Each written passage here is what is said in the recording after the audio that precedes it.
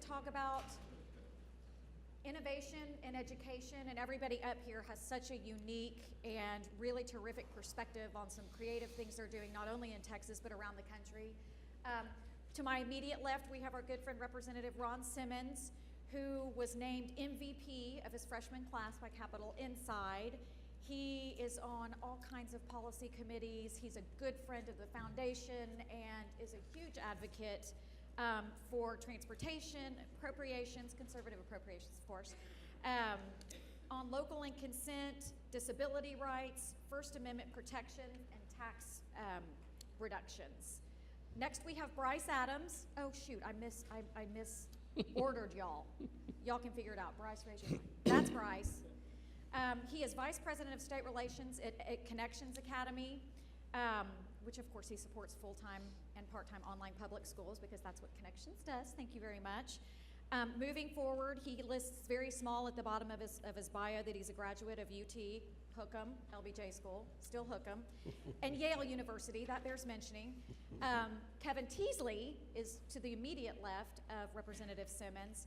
He's the founder and president of Indianapolis-based Greater Educational Opportunities Foundation. We'll call it Gio Foundation, which are some really innovative charter schools that focus on technology, education technology, workforce, and just some really unique models that he is going to share with us today.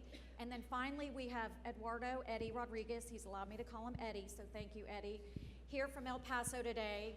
He is the president of Strategic Communications Consulting Group out of El Paso. He has more accolades in the city of El Paso that I can recount, but he's extremely accomplished and is a pillar in the community, especially with respect to all kinds of nonprofit stuff.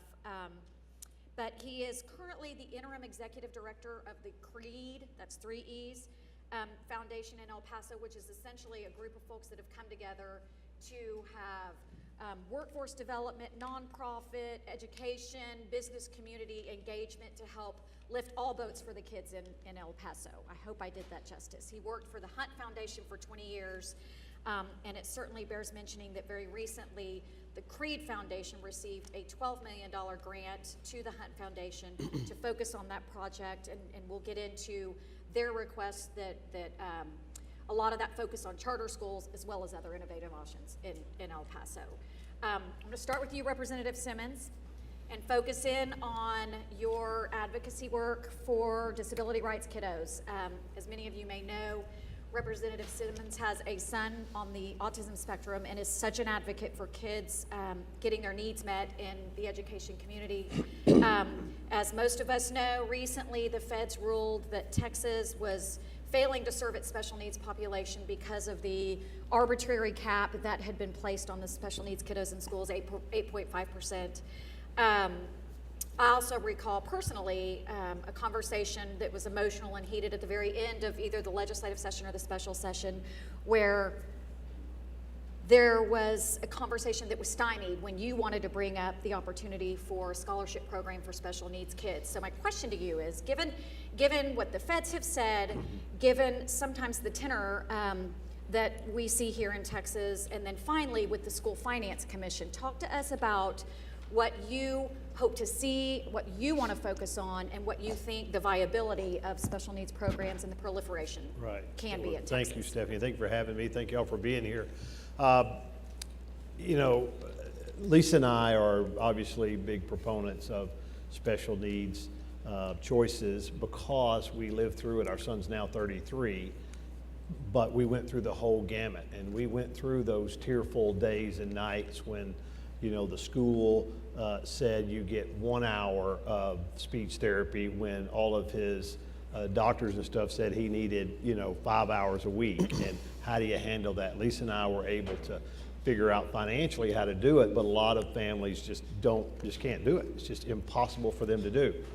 And now we found out not long ago, thanks to some good reporting by the Houston Chronicle on this issue and some other places, that in the past, many of our districts in Texas, our public school districts, were categorically denying special needs services because they felt like they needed to fall under some arbitrary cap that at some point in time had been suggested.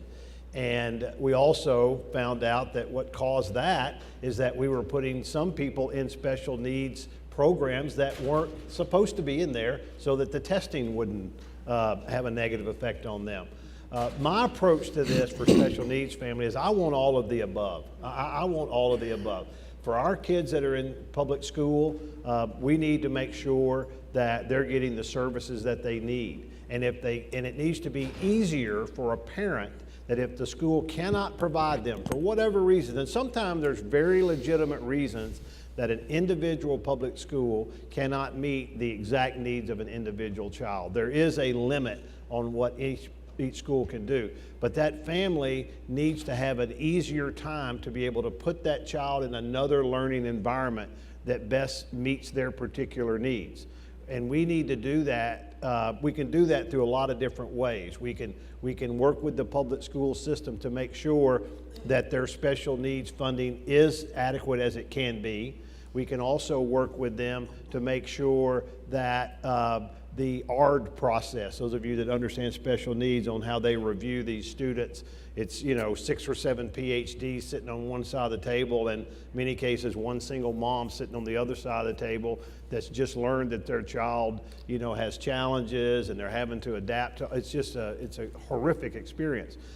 We need to be able to have the school district provide advocates for those families that can't afford on their own. Again, to make it easier. There's a few hundred kids in Texas right now that the state is paying for them to attend a private school education because the school couldn't provide it.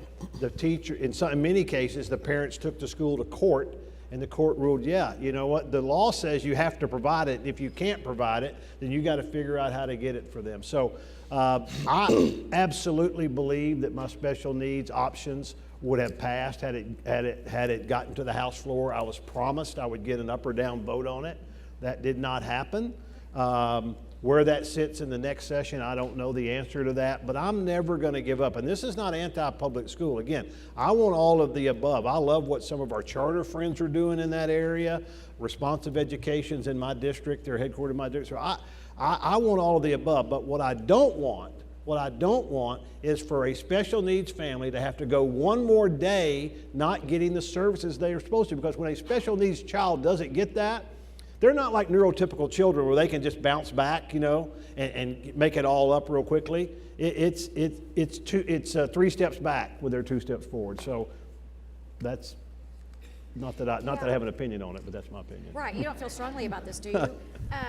So just a follow-up question. I think a theme that you raised that I think all of us up here can agree on is none of what we talk about, and I know we're blessed to have Chairman Taylor here, and I know he feels this way too. We hear him say it about it all the time. It's not either or, right? So school choice is not an either or prospect. There is a path for every kiddo, and as parents, we know our kiddos, and we know where they should be and where they're going to thrive. And if we don't know, we know that having more options to choose it and identify it is really the critical piece. What's interesting, and again with Chairman Taylor here talking about the school finance aspect, is special needs kids are more expensive to educate. They absolutely are. And so it's a hard conservative conversation to have to spend more money, but we have to spend the money. Let me ask you, where do you? Well, it's not as hard of a conversation if you're not myopic in your view of it. If you look at this child realizing that many of these children have a very normal life expectancy, okay? So they're going to be members of society for a normal lifespan of whatever that happens to be, 70 years or whatever. So to make an investment early in getting them the proper education, the increase in the opportunity for them to be adding a positive impact financially and otherwise back to the environment in which they live as an adult greatly outweighs what the investment is going on. So I absolutely believe. The other thing that I know is that if you have a child, has anybody in here familiar with special needs? You have any special needs children or no special needs children? You guys know that? If your child or someone you know, if that public school situation is working and it's working well, you're never going to move that child. Because when you have a special needs scenario, I know with Daniel, when we found something that worked for him, we rode that horse as long as we could ride it. And that's just what people are going to do. So it's not like parents are going to be jumping up and down. Hey, yeah, it's working great here. You're doing great, but I'm going to move him over here anyway. It's not going to work like that. Right. Not going to work like Right. that. That's But exactly yeah, right. we need to make the investment. And if we can't make the investment in these children, then what are we doing, really? What are we doing? Right. Right. The opportunity cost, the life cost, that's exactly Yep, right. And absolutely. we see that, and we talk very consistently about the cost, the societal cost, and the true monetary cost of kids that don't graduate from high school. I see this, and based on what you're saying, Yeah. is a very similar No question. pathway. Well, thank you for that. You bet. I'm now going to skip Kevin, hit Bryce, because I'm that anal. Speaking of interesting things going on in Texas, we experienced an unprecedented natural disaster in Harvey, as everybody in the room is aware. In particular, what I was hoping, Bryce, that we could talk about was, we all know just the hundreds of thousands of kiddos that were unable to learn. They were unable to go to school because the schools were not able to open, but also because it's hard for us to wrap our heads around, because their books were wet, right? We have fabulous technology. We live in one of the most innovative states in the country, and because kids had wet textbooks, they couldn't learn. Like, that's just hard to swallow and seems unconscionable. So Bryce, again, works for Connections Academy, and I'm going to have him explain a little bit about what that is, and that reminding everyone that we do have virtual learning in Texas. We have part-time virtual learning, we have full-time online schools, and then a myriad of single courses that kiddos can take. But there are, Bryce, if you'll just speak to maybe the landscape and some things that work well, particularly in other states, and maybe some of what we face here in Texas that may be some obstacles. Sure, absolutely. So the flood was a very difficult situation, and unfortunately, Texas policy was just not in a place where we were able to take advantage of the opportunities of online learning. Online often fills in the gaps for places where the local option is not the best fit, as we've just discussed. So that could be students in crisis, could be special needs students, certainly natural disasters is going to be part of that. Students who are ahead on credits and looking for AP courses that maybe their local school doesn't offer, but also kids who are very behind on credits. Students who need more flexibility to work, maybe support their family. And for many students, it can even be a last chance. Last option before dropping out, as it was with my sister, who very fortunately was able to graduate from our Texas school. And I don't think that without online, I'm not sure that she would have. So that's really where online works best. But in Texas, we've got so many roadblocks that we are really forgoing all of those opportunities in a way that we need to fix.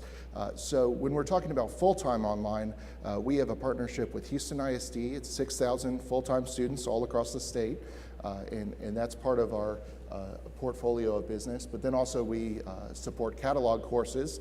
So those are your individual courses. If a kid needs German too, and they don't have a German teacher in the district, we can provide that. And that's something that was just never possible before online. And then lastly, we've also got district partnerships where we can provide some of our software, and then the districts can run the program on their own. Now within each one of those, there are different roadblocks, but the overall, it creates an overall environment where online is not really thriving in the way it could. So for instance, this last semester, there was an uptick in the number of courses being taken. We're up to about 3,000 a semester now.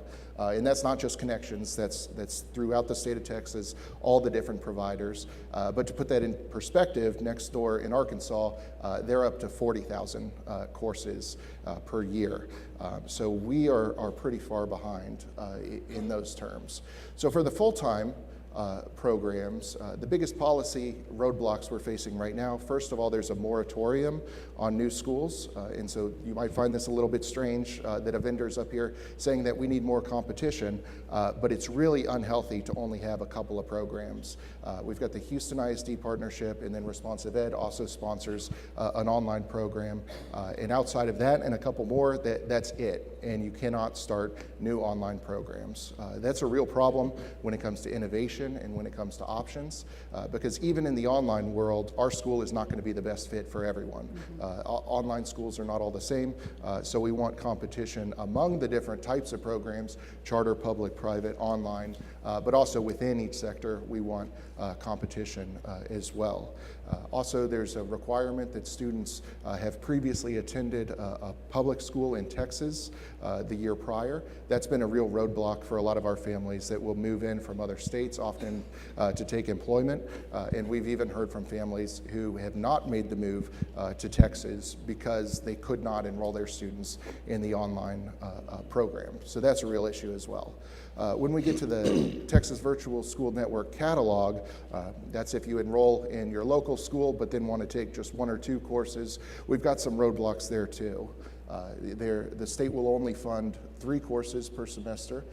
A lot of students, especially seniors who lack AP options, want to take more than 3, but they're not able to. And then also districts are able to block enrollment. It's a district choice, not a family choice, if the district offers what they call a substantially similar course. Finally, outside of the Texas Virtual School Network, when districts are trying to implement their own online or blended programs, there are huge roadblocks there too. I promise I'm not making this up. It's section 12.4 of the Student Attendance Accounting Handbook. When districts are trying to implement their own online and blended programs, they're still funded based on seat time. So students have to be present at school with a teacher next to them, even as they're taking an online course with an online teacher remotely. So that's very duplicative, totally unnecessary, and is really blocking districts from innovating on their own. So with all of those roadblocks, I don't want to be too negative. We have made some real progress over the last couple of years, and I really want to thank the Lieutenant Governor's office. They've been very supportive. Senator Taylor has also been very, very supportive. Legislation was passed this last time around to allow military families to enroll in the online programs, even if they weren't previously enrolled in a Texas public school. That policy has already made a big difference for a lot of our families and is something that we need to expand. So with all of that said, there are huge opportunities here for the state of Texas. We just have to get the policy right. So I did not know that, the seat time. That is, what an oxymoron. So yes, I was going to bring up the military. That did pass, so that Yes. is exciting. And that was a Senator Campbell bill. Yes. So thanks to her office as well. Yeah, absolutely. I think one of the roadblocks for that was our legislative budget board came back and said it had this huge fiscal note, and then question was why so large of a fiscal note? And the thought process was, well, because if we pass this law, every military family is going to ask to relocate to Texas so that they can enroll in the full-time online school. And that's what they've said. That's right. That's What they've said about the entire prior public requirement, that suddenly all the homeschoolers are going to choose online, even though that's not our experience in other states. Homeschoolers do not want the state test. They do not want the state curriculum. As a public school, we do all of those things. So it really goes back to the idea of having lots and lots of different options. Right. So one of the, and I think regardless of who sort of in the let's expand options for kiddos community you talk to, whether it's charters or ESAs or online, one of the big obstacles we face is rural communities saying, not only do we not have these options available to us, but we don't want to drain resources from our existing small school. With the 3 course, maybe you can expand a little bit. It seems anathema to me that you can have kids that want more AP courses or want to take Swahili, but clearly there's not a Swahili teacher in Dime Box, Texas, right? So what is the policy that limits that? Can you expand on that a little bit? Sure. So that's in Chapter 30A of the Texas Education Code. It's been around for at least the last couple of sessions. That cap at 3 courses was part of a compromise, and it really is the districts being concerned that students are going to choose other options. When it comes to part-time, though, you're splitting the education of the child. They're getting education from both sources, the local district as well as the virtual school network, so it makes sense for the funding to follow the students. To make sure that education can be high quality. But I think that a lot of this is also driven by just the fear of competition, but also the inability of districts to innovate on their own. So when I'm talking about lifting these barriers, it's not just about the full-time program with Houston ISD. It really needs to be on districts too. And I think there's a lot of places where we can work together, even though traditional districts have often viewed online traditionally as a threat or a competitor. There are huge areas where we can collaborate, and I think one of the biggest ones is allowing districts to innovate, and then we would, of course, want to jump in and help adapt some of the innovations that we've been able to discover back into the public school system, and I think that could benefit everybody. Yes, that capitalizing on that innovation and using your areas of expertise to help districts innovate. I mean, that makes a whole lot of sense, kind of like the district charter partnership that recently passed, but that we can get to that a little later. Thanks, Bryce. Yep. So Kevin, I want to move on to you. Kevin is president, runs the Gio Foundation, which is essentially a foundation that helps build and support primarily workforce-related, education workforce-related charter schools. He's got 7 schools. Did I get that right? I heard this morning. And Bertie told me this morning that he has a keen eye on Texas. So the charter folks in the room that are looking to attract high-quality charters to Texas, talk to him. Secretary DeVos visited one of your campuses recently. Again, they've been really successful charter schools that focus on dual credit, getting certificates or associate's degrees at the time of graduation. You'll see some fabulous stories on the table of some literature that he brought. He told me 3 stories this morning, and those are only 3 kids of the thousands that he helps that are, you just can't believe not only the success stories, but the impact that has on that family, and of course we know multi-generational impact that you have first-time high school grads and college grads and associate degrees and credited kiddos coming out of these charter schools. So if you wouldn't mind, Kevin, tell us about your program. Tell us what you think makes them so successful and ideas that we can take away here in Texas. All right, well, thank you very much for having me. Appreciate it. Listening to the conversation or the speeches before, Texas Public Policy Foundation is all about freedom and opportunity. Our foundation, GEO Foundation, supports and sponsors charter schools. They're a very different model. It's a K-12 that's getting K-16 results.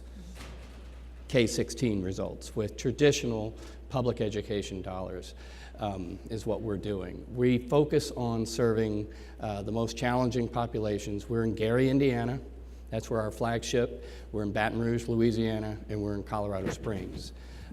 In Gary, Indiana, and in Baton Rouge, it's 100% poverty and 100% minority. In Gary, in particular, only 10% of the homes have any college in them. Any. So if we all sit here and say, well, college prep, that's what we need you to get into college, that's not going to get you there. I did that and found that many students were really going to high school because that's where their friends were. They had no intention of going to college. So if you have a high school that is being held accountable by your authorizer to get students to graduate from high school on time and go to college, and all you do is talk about it, that's not going to be good enough. If you take students on college tours, or you do the FAFSA nights and how do you apply for scholarships, how do you apply for college in the first place, that's not going to be good enough.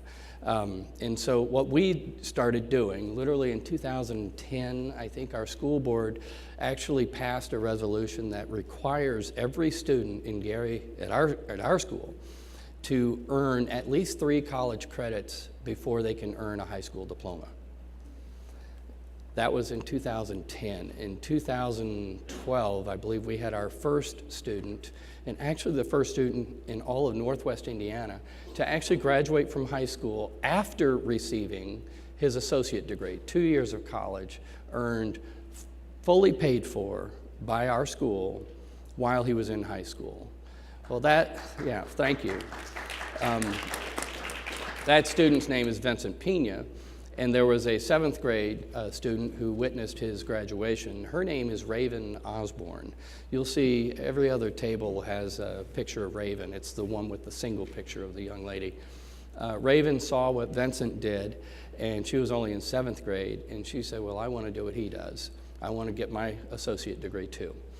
Well, she came up to me in between her sophomore and junior year and said, Mr. Teasley, I've got a problem.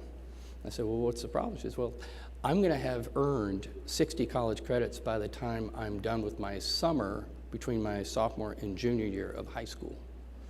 And I said, that's not a problem, hallelujah. You can graduate early from high school. You've got what you need. And she said, that's my problem. I don't want to graduate early. I want to graduate with my peers, but can I keep going to college? I had to scratch my head on that one. I'm not sure anybody in the Department of Education has ever been asked that question by a student. How many college credits can I earn while I'm in high school?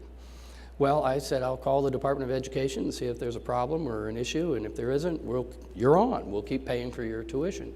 So she enrolled at Purdue University. She graduated in 2017 with her bachelor's degree, 4-year bachelor's degree, before she graduated from our high school. And I believe she's the first student and only student in the entire country to ever have done that. Now, there have been child prodigies, 12-year-olds that go straight to college. That's different. Raven went through our high school.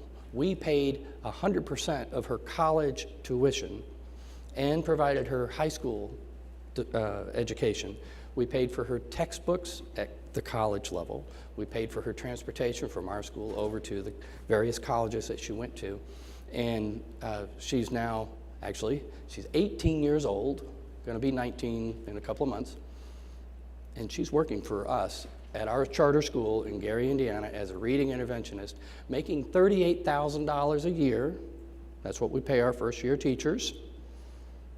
And she's got health, dental, retirement benefits at 18. Did any of you have that? I think I was searching for, a paper route job or something at 18. But no, she is fully employed, and that goes back to what our ultimate goal is. If you were to ask me 5 years ago, Kevin, what is Gio all about? I would say it's about creating high-quality schools. Our actual mission is to beat poverty. You don't beat poverty by just talking about it. You beat poverty by empowering students with real tools and opportunity, meaning college credits, college degrees, while we have them in our high school. And what I would do is charge everybody, the reason I wanted to come here today, is that we're doing this with the traditional public dollar that every K-12 school gets. And we're getting K-16 results. We're the only school in the entire state of Indiana that's done this. We're the only school in Northwest Indiana that's graduated any student. We've done, I think, 17 or 18 students now who have earned their associate degree. This is 100% poverty, 100% minority, 90% without any college in their household. And the only way we're able to do that is by going beyond the talk and actually doing what we do. And that requires a lot of discipline at the school level. I've heard about AP courses and language courses and all that stuff. If you were to come to our school, which is why Betsy DeVos came to our school last September, she wanted to see, how do we do it? We don't have a massive campus. I don't have a $70 million football stadium. I don't have a basketball coliseum. I don't have in my school Latin, French, German, Spanish, all the languages, Swahili. I don't have any of that, but I do have it. How do I have it? I partner with the local community college or IU, Indiana University, or Purdue, which do have it. They provide all of those things. They've already made the investment. All we're doing is taking a cafeteria approach. What do you want? What do you want? If I was a traditional administrator and I'd look at the state requirements, you got to have 2 years of foreign language to get this honors diploma. So, well, I only have a fixed budget, so I guess I can only afford Spanish. So you're out of luck if you wanted French. And if you wanted Swahili, sorry, well, you can do Spanish. We don't do it that way. We say, you want French? Go to IU, get this French 101. You want Spanish? Go to IU, get this Spanish 101. And boom, we meet the needs of the high school requirement, and I get something extra out of it. I get a kid who had no intention of going to college, getting real college experience. Not the college light experience of an AP course on the high school campus. No. A real college experience where they're sitting in a classroom with 25-year-olds, 20-year-olds. And by the way, we have 900 students in Gary, Indiana. That's a pretty big budget. Not huge, but it's pretty big. And we do it. But guess what? We also do it on a very small scale in Colorado Springs, where I have only 330 students. And my students last year in 2017 in Gary, Indiana, they graduated, there were 43 seniors who graduated, with an average of 17 college credits. Out of the 43 seniors, 6 of them had associate degrees, 1 of them had a bachelor's degree, 3 others had career certifications. That's because and I don't have, by the way, 1 welding tool, 1 auto tool, auto mechanic, I don't have a garage, none of that. But I have students that got an auto mechanics degree, a welding degree, and that sort of thing. In Colorado Springs, where we only had 11 seniors graduate, boy, that's really tiny, huh? They averaged 34 college credits each. Why? Because they took advantage of Pikes Peak Community College more so than ever. It was very important for us to get them over there because we have a very tight budget. So my message to you, if you want to beat poverty, stand up to the traditional public schools who will tell you, well, we don't have the money, we can't send these kids to college, we've got to do this, we've got to do, no. Most traditional superintendents, they want a bigger facility, and they want a bigger staff. It has nothing to do with putting kids in college. It just doesn't. So all I'm saying is it can be done. You can beat poverty, and I will tell you, in Gary, Indiana, the traditional public schools, they're $100 million in the red right now. The state took them over, and I just sent a note to a friend that actually works for the district. Says, how many students are graduating this year from Gary Public Schools with an associate degree? 0. We're a charter school. We don't get building money. We don't get transportation money. And I've got 3 students this year graduated with an associate degree. So it can be done. That's my message to you. Hope, but it does take perseverance. It does take a lot of discipline, and it does take focus on the student. Talk about school choice, it's focusing on the micro, which is the student. Thank you.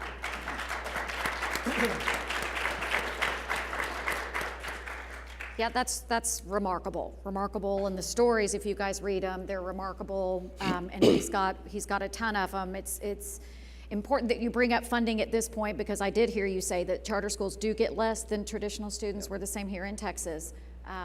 But you may not be aware that we are studying our very archaic, outdated, giant school finance system here in Texas right now, and have an opportunity to completely deconstruct, start over, fix, and I think what we continue to promote in every conversation that we have at TPPF and where education is concerned is if you focus on the kid, and at the end of the day, your only concern is what is best for the kid, you will come up with the right answer. And that's what you guys are doing, and that is absolutely amazing. Thank you. Yes, we want you here in Texas.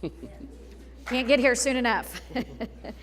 Okay, Eddie, that's actually a wonderful segue to what you guys are doing in El Paso, which we have been watching and following and are really excited to hear about. To recap, Eddie is the interim executive director of this organization called CREEED, which I'll ask him to expand on. But there's been a lot of focus on El Paso because the graduation rates are not where anybody wants them to be, and certainly as a community member, you will agree with that. So talk to us about how the disparate communities have come together to create this organization and focus really on workforce development and recreating exactly what Kevin is talking about. And again, there's been a lot of support for it, and I'd love for you to speak to how the communities are coming together, the traditionals, the business, and what we can learn from you guys to do in other parts of the state that are having similar concerns.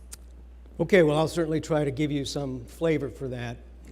First, CREEED is an acronym for Council on Regional Economic Expansion and Educational Development. When we put the organization together, it was with a specific purpose in mind, that the demand and supply side needed to be pulled together, and that the supply side should be informed by the demand side in connection with the kind of skill development that education is supposed to perpetuate. We are a group of about 18 business people, business and professional people. We did that with the objective that what we really wanted to put our attention to was to focus on how do we elevate our economy in the El Paso region. And like many other areas, you know, everybody's looked at different dynamics, but what it ultimately came down to understanding is that without the baseline in a strong educational process, you will never get to the higher ends that you want to be able to do and sustain it. Originally, we thought that it was an issue of how do we get more students into college and get them with college degrees. Right. But in our situation, where approximately 88% of the students that enroll in either the El Paso Community College or the University of Texas at El Paso stay in the region, but they don't graduate on a very timely basis. And in fact, one of the most sobering components as we were looking at these dimensions was the cohort study done by the Texas Higher Education Coordinating Board for all of the regions in the state, our particular region, looking at the 8th grade cohort in 2004 and recognizing that those 8th graders, by the time they graduated high school and then went into post-secondary, we only had a graduation, the number of those kids at about 17%. And that was the lowest in the state. And from an economic development process and from an economic baseline, that just was not an acceptable situation. But more specifically, one of the other things that we recognized was the fact that in the discussion, and we're kind of late to this discussion, but in this discussion, we really had not focused on the more holistic aspect that every component of the society needs to be engaged in the discussion. And what was missing in our case particularly was the business side, was the demand side. Because in addition to the high remediation rate, which explained this low level, in the case of those that went to the community college, it was about a 2/3 remediation rate that they encountered, notwithstanding their graduation from our high schools. Or in the case of the University of Texas at El Paso, 1/3 had to go through remediation. And anybody who is very conversant with respect to education and the education process knows that remediation is a killer for purposes of completion. Yep. So you have that component, but then the second component on our side, on the demand side, if you will, was the failure to really recognize that if you really wanted to elevate ourselves, we had to not only demand the skill, but encourage the skill and pursue the opportunity that would then bring in other elevation along the line. So we have this conversation, we want to move into a wholly different direction, but we can't move in that direction if in fact the opportunities that are here just don't align properly. We do have a fair number of the students that graduate from the university that end up going to other parts of the state, and that's great. But for our purposes, to be able to grow what we want to be able to grow, it's a totally different dynamic. And that's the reason why we took the approach that we took. The other piece related to that was, as some of you may be aware, the Texas Higher Education Coordinating Board has recently come up with a strategic direction called 60 by 30. The idea being that by the year 2030, 60% of the demographic between the ages of 24 and 32 should have a post-secondary credential, whether it's college or some other specialization. Recognizing that already in Texas, it's projected that 65% of all new jobs by the year 2020 will require this post-secondary credential. So it puts the focus and the onus in understanding that what needs to be happening in high school has already been touched on by a couple of the speakers, is this preparation to effectively walk off of that stage with that diploma, being in a condition to be able to choose whatever post-secondary option you want to be able to pursue, whether that's college, a specialized credential, or even an associate's degree. And in our situation, those are woefully inadequate. Now, one piece of good news in this respect is that the most recent analysis by the Texas Higher Education Coordinating Board on the next 8th grade cohort, we've actually come up a couple of points. We're no longer at the bottom, but we're still a long way from where we want to be. My major point is that for us to move in the direction that we want to be able to move into, we have to have this alignment of the demand side talking with the supply side, educators understanding that there is a practical objective behind the preparation associated with education. And although we initially assumed that it all had to do with making sure you tried to get as many people into post-secondary to be able to complete it, the fact of the matter is that without the proper preparation at K through 12 and without that engagement, the prospects for getting to where we want to go is fairly weak. The other thing I'll point out, and this is just by giving you context, in El Paso we have approximately 180,000 students in K through 12. Of those 180,000 students, 177,000 students get their education through one of the 9 ISDs in our region. That means that less than 1.9%, or about 3,700, are in some other alternative or other choice, however you want to categorize it, whether it's a private school or whether it's a charter school. Most of that 3,700 are charter schools that are homegrown. We don't have the kind of structure that you have in other major urban areas with either a KIP or an IDEA, although we did, in the last, through CREEED's efforts in the last 18 months, have managed to facilitate the placement of IDEA public schools in our region. They're opening their first campuses in August of 2018. And that's already had an immediate effect, somebody already made this comment, with respect to the ISDs and their perspective. I mean, from our standpoint as business people, what we're most interested in is the metrics that show that consequences are occurring with the effort and that it's a real consequence. Right. But more importantly, that it doesn't make any difference how we get there. We just need to get there, whether it happens to be with expanding the number of high-quality education seats within the traditional system. I mean, many of us already are aware. You've got magnet schools, you've got specialized academies within the ISDs. It is their sort of form of innovation, but it is not at a scale. Right. It is affecting a very small percentage. And when you look at a district like El Paso Independent School District with 60,000 of those 177,000 kids, and less than 3,000, if that high, are engaged in these high-end quality education seats, then it's showing us that we're never going to get to the destination we're talking about if we don't accelerate the point. And the 60 by 30 component, we did take the additional step as a region to take a look at that and say, how do we translate that to our own situation, and then have the conversation with the school systems to say, this is really our destiny.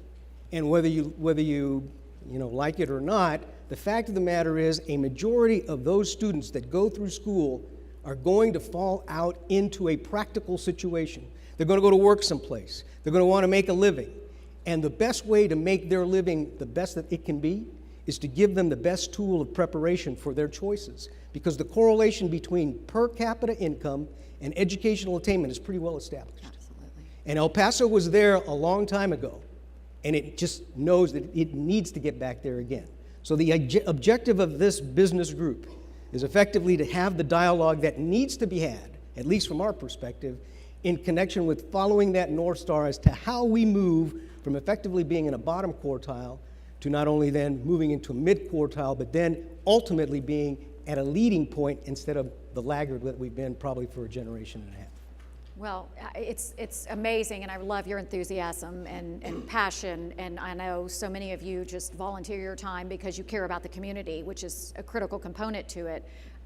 But I believe that IDEA has also talked about several campuses that they want to bring. I think, if I read it correctly, the Hunt Family Foundation gave $12 million, and they said half of that we want to be geared towards attracting charter schools that we've seen, like KIP and IDEA and Yes Prep, that are very successful with the population you're describing. So that's really exciting, and we're excited to watch it happen, because with you guys engaged, we know it will.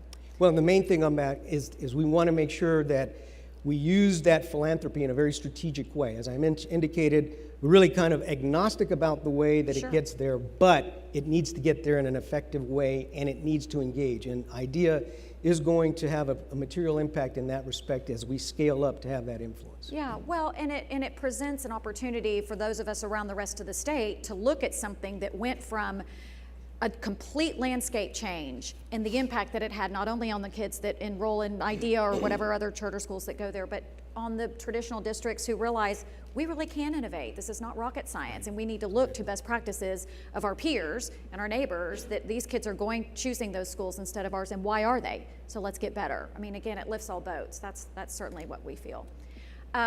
Okay. So I can't believe we got through that in our shortened time frame.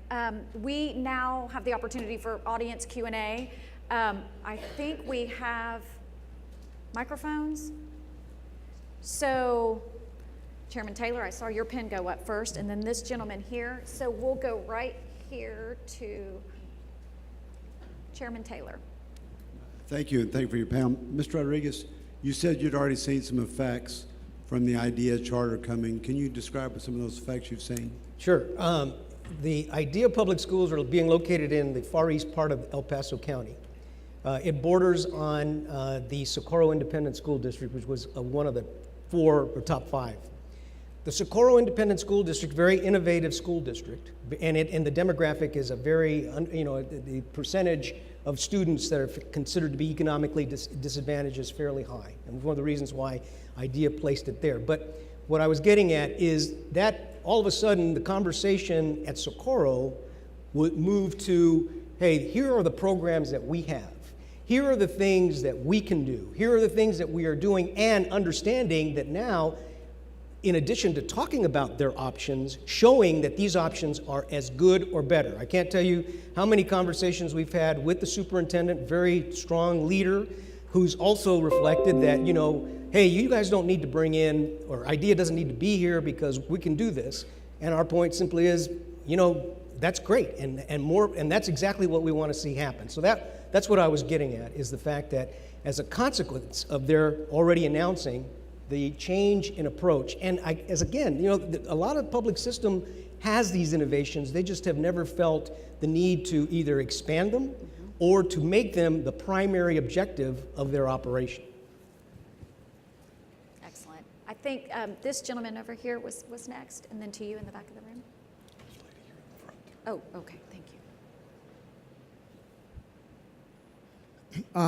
I bet most of the folks in this room have children, and they're very concerned about how they turn out, right? And education, I think hopefully we can all agree that education, actually our goal is to produce children to becoming adults that are productive, responsible citizens. And if you get in a large school with all the attendant benefits of basketball courts and football stadiums, social groups, that might tend very well to be developing not only the productive part, which you guys have mostly been talking about. How can we get these guys to be like this young lady here, Raven, productive, but maybe the online, maybe the short goal is eliminating the idea of being responsible and also citizens, because this is largely a policy organization to create good citizens. But I'm going to answer that question real quick and ask you if that is this realistic at all. Is there any chance that you could partner with other social organizations? I happen to be a big scouter. I'm part of the Boy Scouts, and we go to churches and stuff. Is there any way to somehow roll those institutions, because you've been talking about overlap, instead of recreating them from district to district, maybe we can use the insight, and is there any way to quantify that? So it's an open-ended question. Thank you. No. Kevin, I just heard you talk an awful lot about, we don't have these resources inside, but we partner with a whole lot of people. Maybe you could take a stab at that, and certainly anybody else that wants to. Our schools are open from 6:30 in the morning to 6 in the evening every day. We don't take snow days. In Colorado Springs, you get some blizzards. In Gary, Indiana, we also get blizzards. But the adults generally go to work, don't they? What happens to the students if they have to stay home for a snow day? Our students don't stay home. They come to school because many of them require and need our breakfast and our lunch and our before school and our after school programs. And we do partner with Scouts, My boys are scouts. We also have churches in our buildings. Pastors will rent out the gym for a Wednesday night service. We do all kinds of partnership opportunities with healthcare providers, et cetera, et cetera. So we don't actually provide the service, but we partner with the service. That philosophy goes through the entire, heart of our network of schools. And best yet, it's not government mandated. I do want to say one thing. It is important that I say this. Our students, before we started encouraging them and then funding them to go to college, when you go to a community college, you don't just go. You have to take an AccuPlacer. It's an entrance exam. And so if you pass reading, writing, or math, that's when we start you down that path to start taking those college courses. If you fail, and we take those courses, by the way, as early as 7th grade, those tests, so that we can remediate you. That's our job, remediate you. And then we put you in the college course. Once you have passed that test, you start going down that college course. Before we took this approach, maybe 20% of our students went off to college, and maybe 10% of them actually finished in 4 years' time. This is anecdotal, but my 2012 class, 65% have already passed or finished their bachelor's degree. And for this demographic, that's 6 times the national average. 6 times. Only 10% of the demographic I'm serving graduates in 4 years' time with a bachelor's degree, and 65% of ours have done it. So it just shows the power of exposure and experience of being in college, and they start thinking, I can do college. Now they're not coming to my high school to socialize and be with the girls. They're coming to my high school because they know where they're going.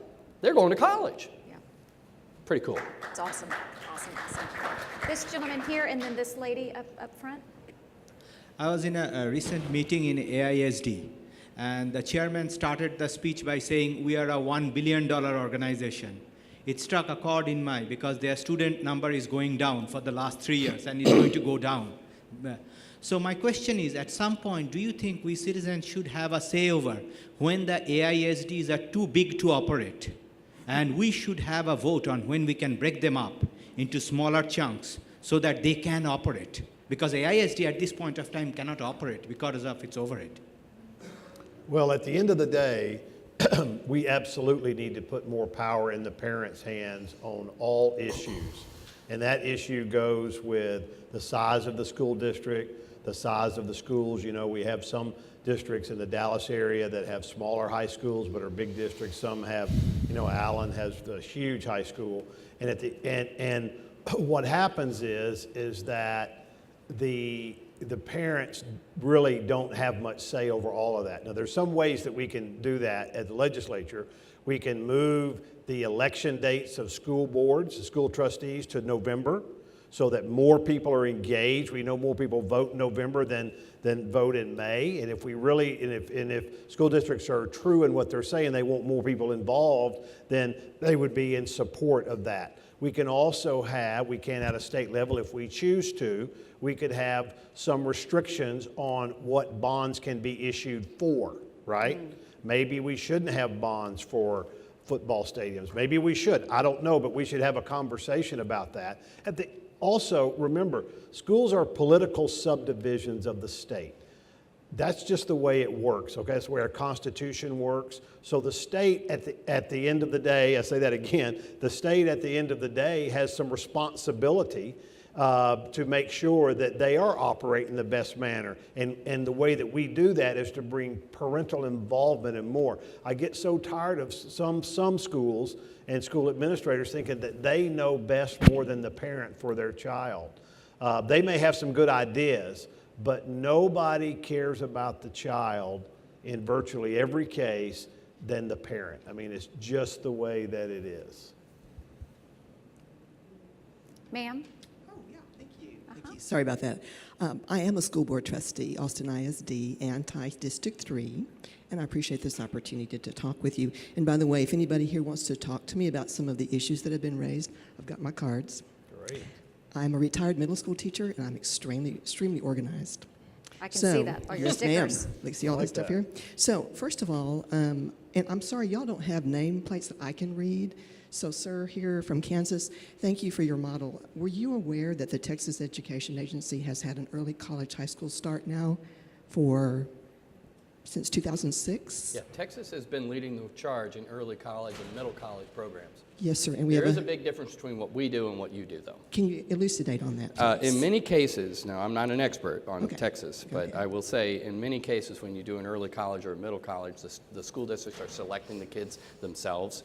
We don't do that. It's open enrollment. And in other cases, the schools don't pay for the textbooks, they don't pay for the transportation, they don't pay for the tuition. There's a requirement for the student to pay for something, transportation, tuition, or textbooks. We don't do any of that. We pay for it all. Essentially, if you put up one barrier for the population we serve is enough to say, nope, not going to do it. So we take down all barriers for that. And thank you for that, and I think that's really important. In Austin ISD, we have 6 early college high schools, and we pay for everything. We visit them. We pay for everything. Good. So there is that model here in Texas, and those of you, I invite all of you to come to our early college high schools. They're all in our low-income parts of town. Please visit them and see how successful they are.